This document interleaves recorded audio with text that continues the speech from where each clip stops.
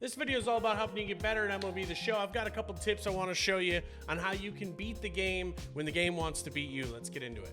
Okay, so first thing I want to talk about is fly balls. The route you take for your fly ball is so important. I highly recommend, if you are chasing a fly ball, to never chase it head on. And let me show you what I mean by that. If he hits this ball and you're coming straight at it like that, you're gonna get animations that look a little weird. They're gonna be scripted, and sometimes they will miss that animation. So a really good example of this would be like that. Wow, I didn't even have to work hard at all at that. So if you come straight on to a fly ball like that, you're gonna get a bad animation, or at least you run the risk of it. If you wanna almost always guarantee you catch that ball, then here's what you do. You come at this at a banana route. If you come at it from the side or a diagonal route, you'll catch it every time. One more time I want to show this as he hit a super deep fly ball. If I come at it like this from the side, I always get a good animation. It doesn't have to be that egregious either. So if he hits this fly ball, I just need to pull him in a little bit in order to show this off. If you just came at it like this from a side angle, you're better off making the play. It doesn't have to be a super big loop, but you always want to what we call banana route the fly ball. I'll show you from the other side as well. If you come at it from the side like this, it's a more casual play. He doesn't have to work as hard. It's not over his head anymore. If you can get behind the fly ball, you will always catch it. That comes true with infield as well. If you get behind the ball, you'll almost always catch it. If you want to guarantee that you're going to catch that every time and not get locked like that at the bottom of the circle, you're going to guarantee yourself a catch if you come at it from a sideways angle. It may seem weird, but trust me, I'm telling you it's true. If you're struggling to hit an MLB The Show, one of the biggest tips I could ever give you is to take pitches. If you're playing online especially, taking pitches goes a long way. Working some longer counts, trying to get a pitch to hit. Splitting the plate in half is another good way of getting better at this game. So if I'm gonna just take away the inside pitch, then anything inside I'm not gonna get beat on. So let me show you what I mean by that. I'm taking away the inside part of the plate, and if I need to adjust with 2 strikes, let's say, it's easy for me to just flick the other way. Another good tip you can do too is if you're really struggling with maybe overshooting your PCI, one of the really awesome things I learned a long time ago is to sit on the opposite side of where you want to protect. So like, let's say I'm trying to take away the inside corner and I'm always overshooting because I'm already starting here and I'm jamming too much. If I start on the outside corner, if I anchor lock my PCI outside with the mentality of I'm going to take away the inside pitch, all I have to do now is when I do my little flick, I'll have way less of a chance to overshoot it and a higher chance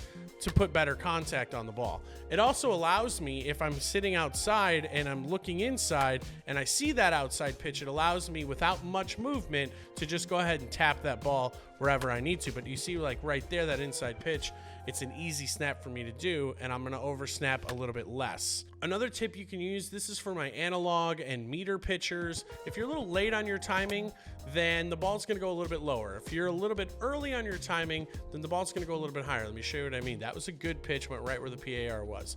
I'm gonna be early here, that pitch is gonna go up. If I'm late, that pitch is gonna go down. And it's gonna go in the direction that I flick. These are all tools that you can use, and sometimes they can go to your advantage. A really good example of this is if I wanna throw this curveball near this bottom of the zone, but I don't wanna risk hanging it, then what I have to do is make sure I'm a touch late. If I'm just late, I'm gonna bounce it, or I'm gonna get it lower in the zone. So if I'm early on that, look at how high that one floats. So it's a bit of a risk, and you're better off doing everything you can to manipulate the game to give you the least amount of risk possible. So if I'm going inside like that, I might be a little bit later because I don't wanna accidentally float it over the middle if I'm too early like this. So that's one big pitching tip I want to show you. I didn't want this video to be super long, but I did want to show you a couple very easy ways to make some quick adjustments to get better. So let's recap really quickly. Banana routes to the ball, taking pitches and taking away a side of the plate if you're struggling, setting your PCI on the opposite side of where you want to hit, and finally making sure that you're utilizing your pitch timings if you're on meter or analog. Being too early or too late can affect the different locations up or down. Pinpoint does work similarly, but it's a different system, and I don't want to get into it because not everybody uses Pinpoint, and I wanted something for people that don't use Pinpoint. If you use Pinpoint and you're good at it, you're going to dot 99% of the time, and that's the way to go. If you're a Pinpoint player, it's the best way to pitch. It's not even close. But if you're not, there's still ways to be super effective, and you can be very, very effective with guys just by manipulating how you do things. Oh, one more tip I wanted to give you. Depending on how hard you push up with analog pitching is how quickly the speed is. So if I push up very lightly, you'll see it goes yellow. I'm not going to throw it as hard. That's 93 on the cutter. Whereas if I full-blown max this and I push really hard, there all of a sudden we've got 95. That was in like the orange.